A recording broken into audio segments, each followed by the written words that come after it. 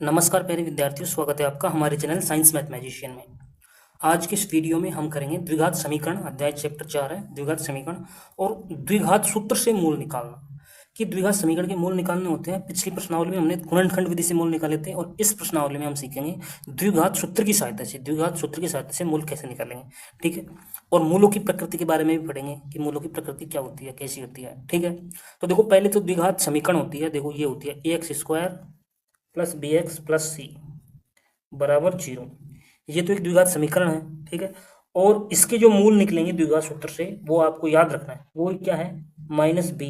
देखो, बी के साथ क्या है? Minus b. A b c देखो, यहाँ 3 है, तीनों वास्तविक संख्याएं हैं। तो देखो, द्विघात सूत्र क्या होगा? माइनस बी प्लस और माइनस। एक बार तो आपको प्लस लेना है, एक बार क्या लेना है? माइनस।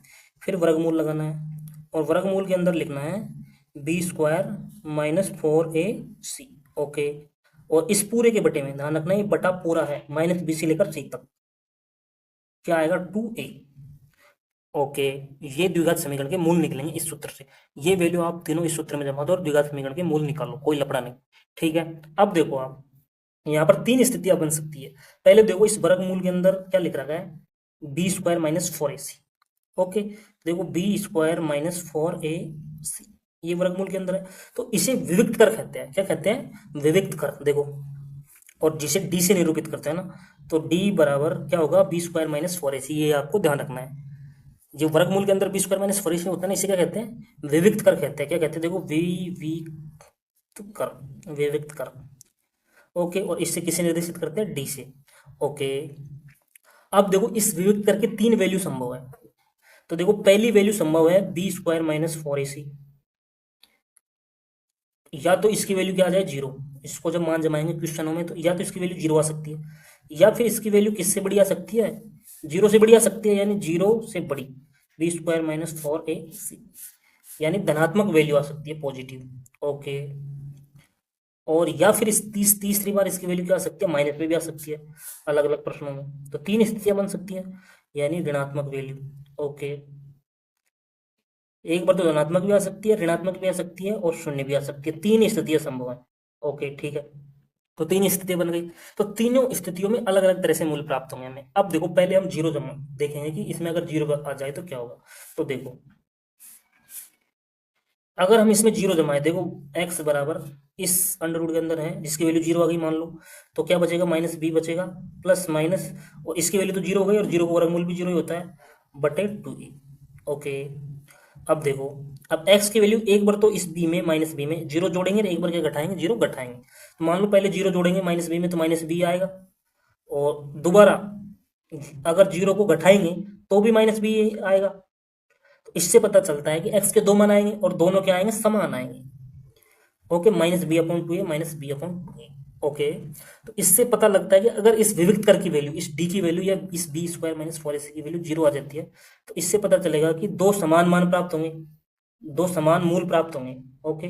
दो समान वास्तविक मूल प्राप्त होंगे। ठीक है। अब देखो, अब देखो, अगर b² माइनस 4ac की वैल्यू क्या आ जाए? पॉजिटिव आ जाए, धनात्मक आ जाए। ठीक है। तो इसमें देखो, आप अगर इस b² माइनस 4ac की जगह कुछ वैल्यू जमाएंगे, 10 आ गई, 100 आ गई, 25 आ गई, या 1000 आ गई, 525 आ गई, कुछ भी आ सकता है। तो कुछ ना कुछ तो वर्गमूल निकलेगा इसमें इसमें ठीक है।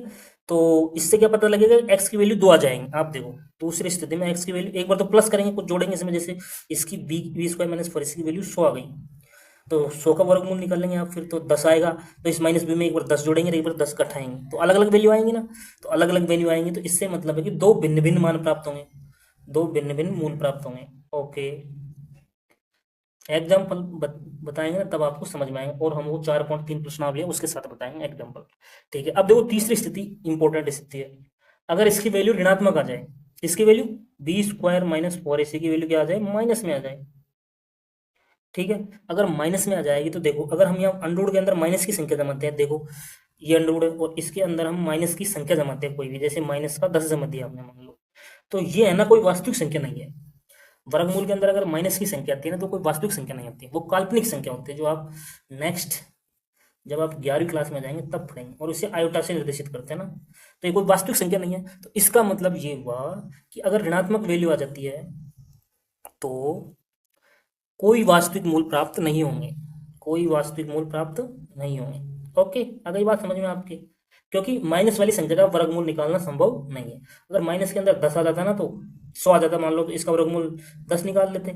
लेकिन -100 आ जाएंगे ना तो इसका वर्गमूल निकालना संभव नहीं है, क्योंकि ये काल्पनिक संख्या हो गई, आयोटा के रूप में आएगी, क्योंकि काल्पनिक संख्या है। तो कोई काल्पनिक मूल ही प्राप्त हो सकते हैं, वास्तविक मूल प्राप्त नहीं होंगे। तो कोई वास्तविक मूल नहीं होंगे। ओके, तो तीन स्थिति आ गई आपके सामने। एक तो दो समान मूल होंगे, दो भिन्न भिन्न मूल होंगे, और कोई वास्तविक मूल नहीं होंगे। ठीक है, तो मैं आपको इसको एक साथ लिख के बता देता हूं, आप देख सकते हैं। देखो, अध्याय 4 द्विघात समीकरण। ओके, पॉइंट है मूलों की प्रकृति, आप इसको लिख भी सकते हैं। देखो, यदि द्विघात समीकरण x square plus b x plus c बराबर 0 हो, जहां ए 0 के बराबर नहीं हो, तो ये द्विघात सूत्र हो गया। ठीक है, तो यहाँ लिख दो द्विघात सूत्र, इससे मूल निकालेंगे हम, इसको आपको याद रखना है। ओके, ठीक है। अब इसमें देखो, ये अंडर के अंदर था जो बी स्क्वायर माइनस 4ac था, इसे डी से प्रेजेंट किया हमने और इसे विविक्त कर कहते हैं। अगर इसकी वैल्यू 0 आ जाए, स्थिति फर्स्ट में देखो, पहली स्थिति में अगर इसकी वैल्यू 0 आ जाए तो दो मूल प्राप्त हो जाएंगे हमारे पास, -b/2a या -b/2a, दोनों समान मूल प्राप्त होंगे। अतः इस स्थिति में समीकरण के दो बराबर वास्तविक मूल होंगे। ओके, वास्तविक मूल होंगे। ठीक है, अब देखो दूसरी स्थिति भी लिख दी मैंने आपको।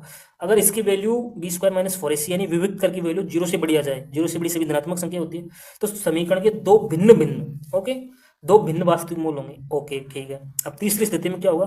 तीसरी स्थिति में मैंने बताया आपको, अगर ऋणात्मक संख्या प्राप्त हो जाती है बी स्क्वायर माइनस 4ac, देखो अंडर के अंदर क्या आ गई? ऋणात्मक संख्या, तो कोई वास्तविक मूल नहीं होंगे, क्योंकि ये काल्पनिक संख्या है, वास्तविक संख्या प्राप्त नहीं होती हमको। तो देखो, अतः कोई वास्तविक मूल नहीं होगा। तो हमने तीनों स्थितियां पढ़ ली, और तीनों स्थितियों की एग्जाम्पल उदाहरण हम प्रश्नावली 4.3 में पढ़ेंगे। ठीक है, और उसका डिस्क्रिप्शन बॉक्स में लिंक्स है, वहां जाकर आप उस वीडियो को देख सकते हैं, प्ले लिस्ट में भी देख सकते हैं। धन्यवाद।